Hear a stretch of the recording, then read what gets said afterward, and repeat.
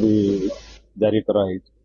ବର୍ତ୍ତମାନ ସେଠିକାର ପରିସ୍ଥିତି ସମ୍ପୂର୍ଣ୍ଣ ନିୟନ୍ତ୍ରଣାଧୀନ ଏବଂ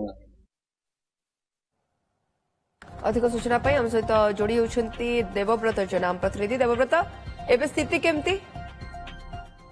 देखु जो स्थिति रही अनायत रही कि बर्तमान स्थिति संपूर्ण भाव स्वाभाविक होगा लगी।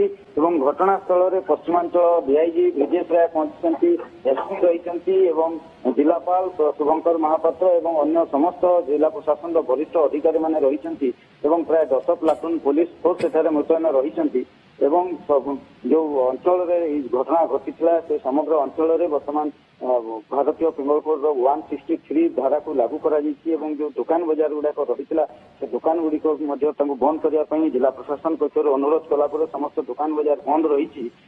सबुठारु बड़ कथा रोचे जेभली भाव में जो गंडगोल सूत्रपात होता किसी मांस को लेकर जहाँ डीआईजी प्रतिक्रिया रखुले मांस को लेकर ही ये घटनार सूत्रपात होता।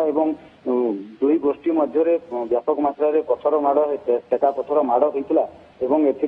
जदियो जड़े पुलिस कर्मचारी आहत होती जो दुई गोष्ठी कई आहत होती